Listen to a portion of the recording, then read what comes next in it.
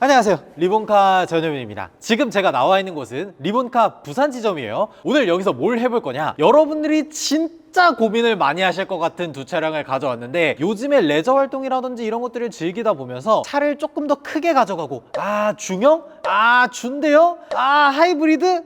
그냥 가솔린 터보? 이런 식으로 고민을 정말 많이 할 것 같은 두 모델을 가져왔습니다. 심지어 이 차가 풀체인지로 딱 나오면서 고민이 너무너무 심해진 것 같아서 그 고민을 종결시켜 드리도록 하겠습니다. 바로 산타페 하이브리드 그리고 팰리세이드 두 차량입니다. 급이 다른데 왜 이 두 차량을 가지고 나왔냐 라고 하면은, 이 두 차량의 공통점이 가격이기 때문에, 이 가격 외에는 공통점이 없어요. 그렇기 때문에 많은 분들이 여기서 어떤 차를 고를 거냐, 이거 가지고 정말 고민을 많이 하실 것 같은데, 이 팰리세이드 같은 경우에는 신차가가 캘리그라피 기준으로 했을 때 한 5,500만 원 정도 하거든요. 근데 산타페 같은 경우에는 캘리그라피에 옵션 넣고 이것저것 하다 보면 5,500만 원입니다. 둘이 신차가가 비슷해. 급이 다른데 왜 비슷해? 팰리세이드는 2.5리터 터보 가솔린을 사용했고, 산타페 같은 경우에는 1.6리터 터보 하이브리드를 사용했기 때문에 이 두 차량의 가격이 비슷한 겁니다. 이제 좀 아시겠죠? 왜 이 두 차량을 가지고 나왔는지. 실제로도 이 정도 대의 SUV를 생각하시는 분들은 이 두 차량 중에서 고민을 정말 많이 하셨을 것 같아요. 그래서 오늘 이 두 차량 한번 비교해 보면서 가격 외의 차이점들은 어떤 것들이 있는지, 나한테 맞는 차는 어떤 차인지, 그거 한번 알려드리도록 하겠습니다.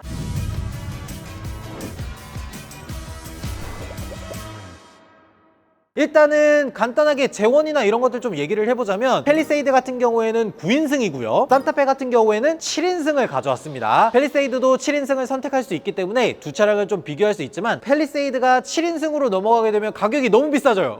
막 5,700, 5,800 이렇게 해버리기 때문에 가격이 조금 더 저렴하고 세금 혜택이 있는 이 9인승으로 가지고 왔습니다. 아니 왜 7인승이 더 비싸? 7인승이 비싼 이유가 세제 혜택이 없어요. 우리나라에는 9인승부터 세제 혜택 같은 것들이 존재하거든요. 뭐 예를 들어서 10% 부가세 환급이라든지, 옵션도 보면은 9인승하고 7인승하고 옵션 가격이 달라요. 예를 들어서 캘리그라피에 전자제어 서스펜션 옵션이 있다라고 하면 7인승에서는 그 옵션이 130만 원인데 9인승에서는 123만 원입니다. 그리고 대체로 버스 전용 차선이라든지 이런 것들을 이용하게 되려면 9인승을 사용하는 게 좋을 것 같아서 제가 9인승을 가지고 왔습니다. 그 외에도 엔진에서 차이점이 있죠. 2.5리터 터보 가솔린을 사용하는 팰리세이드는 세금이 조금 더 비싸죠. 한 60만 원대 정도가 나오고, 산타페 같은 경우에는 1.6리터를 사용하기 때문에 한 29만 원 정도가 나와요. 게다가 연비도 차이점이 많이 나는데, 공인 복합 연비가 얘는 8.7km/L입니다. 후휠 드라이브 기준으로 했을 때예요. 올휠 드라이브로 넘어가면은 그것보다 훨씬 더 줄어듭니다. 팰리세이드 부산까지 끌고 내려왔을 때 연비가 12.8km/L였거든요. 자세한 팰리세이드 시승기는 여기 카드 눌러서 보시면 되고요. 산타페 하이브리드도 저희가 서울 부산 왕복으로 왔다 갔다 하면서 연비 측정했었죠. 그때 연비가 한 15km대 정도가 나왔던 걸로 기억해요. 그래서 연비는 그래도 산타페 하이브리드가 조금 더 좋다, 요렇게 볼 수가 있을 것 같습니다. 그리고 그 외의 차이점들은 실내에 있고 디자인에서 차이점이 조금 있는데, 저는 개인적으로 여기서 소신 발언을 할 수 있을 것 같아요. 팰리세이드가 더 멋있게 생긴 것 같아.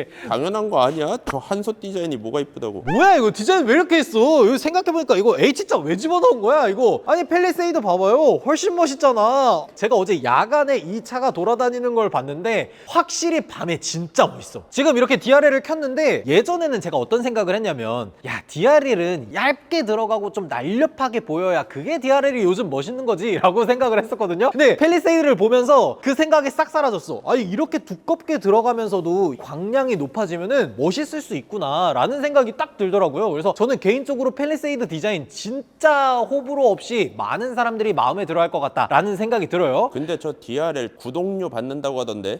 그거는 웰컴 라이트라든지 그런 것들을 구독으로 해서 좀 다르게 표현을 해준다는 거지, 기본적인 웰컴 라이트나 이런 거는 들어가 있습니다. 그러니까 우리가 어떻게 생각하면 되냐면, 바탕화면 바꾸는데 돈 들어간다 라고 생각하시면 될 것 같아요. 어쨌든 그 정도 차이점이 있고, 산타페 잠깐 보면 우리한테 뭐 익숙한 뭐 현대 H자가 들어간 디자인을 사용하고 있죠. 처음에는 신선하다라는 생각을 했지만, 볼 때마다 뭔가 이제 다른 브랜드의 이름이 떠오른다거나, 해외 짤 중에 어떤 근육맨 하나가 이렇게 양쪽으로 덤벨을 잡아갖고 운동하는 그런 느낌의 짤이 자꾸 생각이 나가지고, 이게 디자인이 뭔가 조금 애매한 그런 느낌이 들어요. 그리고 실제로도 우리가 딱 자동차를 봤을 때 와 얘는 덩치가 되게 있어 보인다 라고 생각을 하는 게 있잖아요. 산타페랑 팰리세이드를 같이 놓고 보면은 팰리세이드가 정말 압도적으로 큽니다. 어쩔 수가 없어요. 왜 그러냐면 얘는 중형이고 얘는 준대형이기 때문에. 산타페는 4850이고 팰리세이드는 5060mm입니다. 그리고 이 팰리세이드의 시트 포지션이 생각보다 되게 높습니다. 바디온 프레임인 줄 알았어. 심지어 팰리세이드를 타고 있는데 구형 팰리세이드가 내려다 보일 정도로 시트 포지션이 높았어. 그러다 보니까 덩치감이라든지 조금 더 큰 차를 원하시는 분들이라면 팰리세이드가 좀 더 낫지 않을까 그런 생각이 들어요. 대신에 연비나 유지비 이런 것들을 따진다고 하면은 산타페가 조금 더 낫다고 할 수 있겠죠.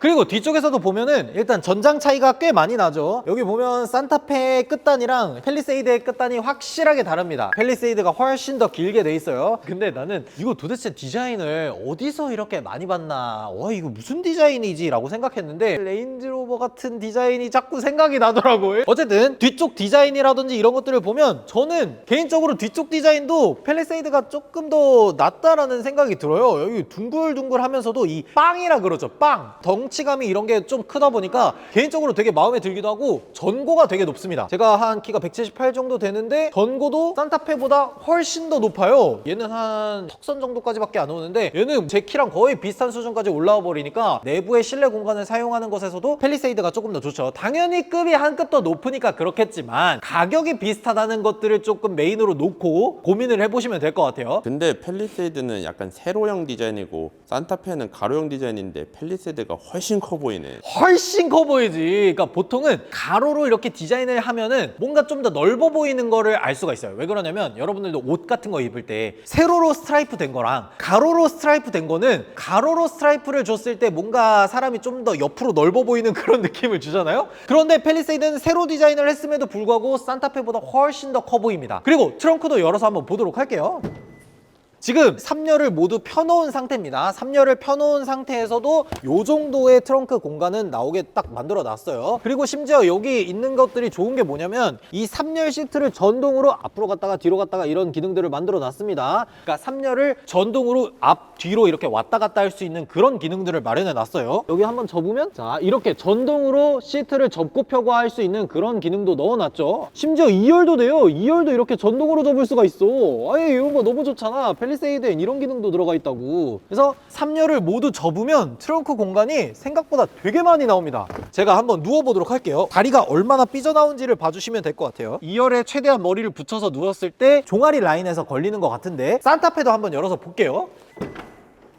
산타페로 넘어왔는데 산타페는 뭔가 좀 아쉽죠? 왜 그러냐면 여기 보면은 리클라이닝 기능이 전동으로 들어간 게 있기는 있거든요. 근데 리클라이닝이 눕히는 거밖에 없습니다. 다시 세우는 것도 전동으로 안 돼요.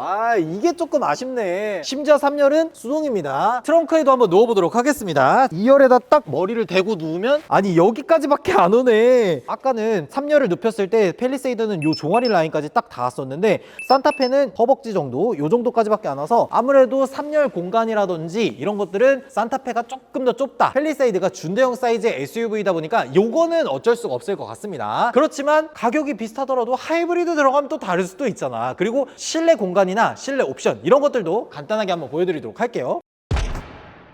자, 그리고 실내를 한번 볼 건데 이 산타페랑 팰리세이드는 1열 차이점이 거의 없습니다. 옵션은 거의 동일하다고 보시면 돼요. 1열에 뭐 에르고 모션 시트 들어가는 거 거의 그대로고 주행 보조, 차로 유지 보조 2에다가 HDA2 그리고 정전식 그립 감지 센서 이런 것들 전부 다 똑같고요. 팰리세이드 9인승 같은 경우에는 1열에 3명이 앉을 수 있다. 그리고 산타페 같은 경우에는 2명만 앉을 수 있다. 요 정도 차이점만 있지 1열에는 옵션 차이가 그렇게 많이 없고 2열의 옵션 차이가 좀 크거든요. 그래서 2열을 한번 비교해 보도록 하겠습니다.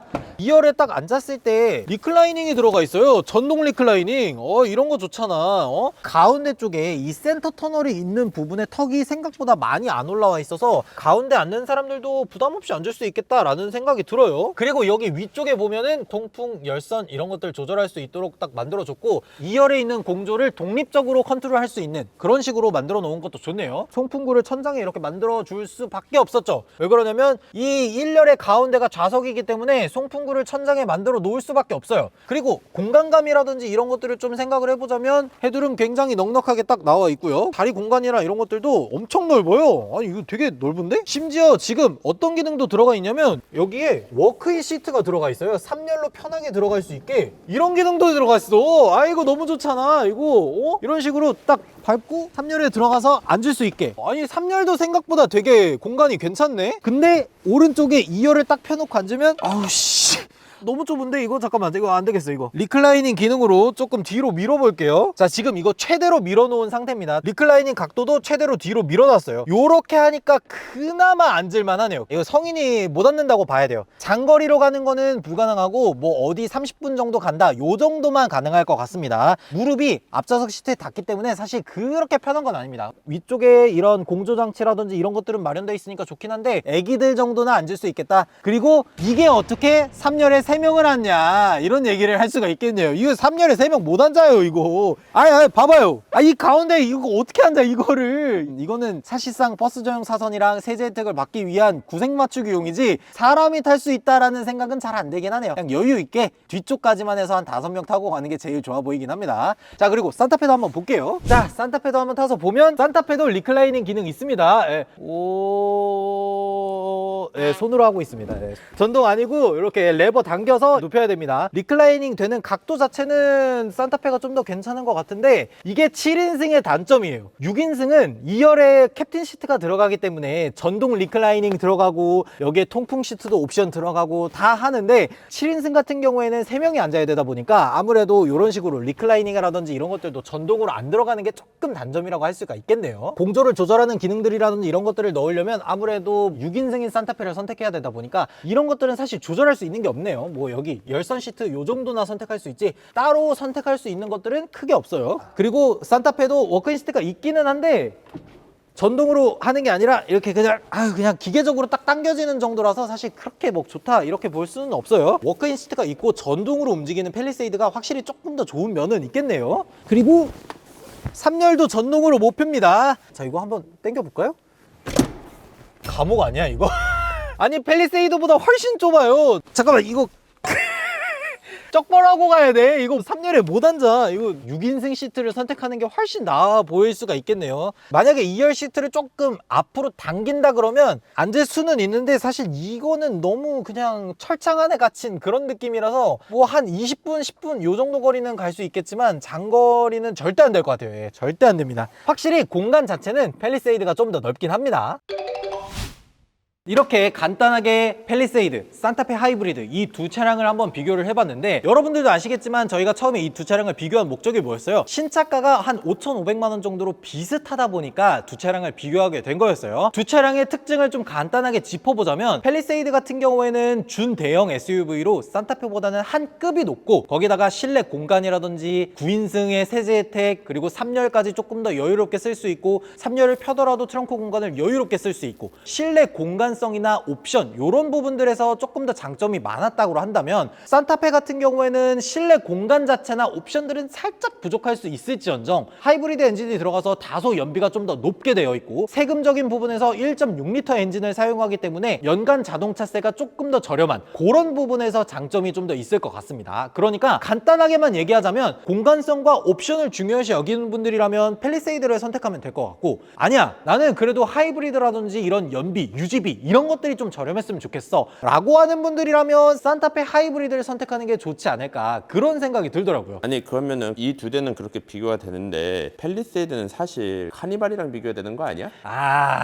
그렇지 그렇긴 하지. 카니발 하이브리드가 한 5,500만 원 정도 되는 것 같더라고요. 그래서 오히려 팰리세이드가 카니발 하이브리드랑도 정말 많이 비교될 것 같은데 저희가 그거는 나중에 조만간 기회가 되면 한번 비교해서 보여드리도록 할게요. 아니 근데 팰리세이드 버스 전용 차량 탈 수 있다고 해도 사람을 6명 이상 태워야 되는데 저 6명 저 공간에 탈 수 있겠어? 애매하긴 한데 카니발 타는 것처럼 앞좌석에 둘, 뒤에 둘, 뒤에 둘 이런 식으로 타서 가면은 괜찮지 않을까? 여러분들 만약에 혹시라도 3명, 4명 타고 버스 전용 차선 타다가 걸리시면 안 됩니다. 버스 전용 차선 타다가 걸리면 범칙금 6만 원에 벌점 30점 나와요. 여러분들 만약에 벌점 121점 이상이 되면은 연어 1년 동안 취소되거든요. 그리고 심지어 벌점 40점 넘어가면은 1년 동안 있는다 그래서 그 벌점이 깎이지도 않아요. 그렇기 때문에 반드시 주의해서 운전을 하셔야 됩니다. 꼭 6명이 실내에 타고 있는지 확인을 하고 운행을 하셔야 돼요. 그래서 만약 여러분들이 5,500만 원 정도의 예산을 가지고 도대체 나는 어떤 SUV를 사야 되나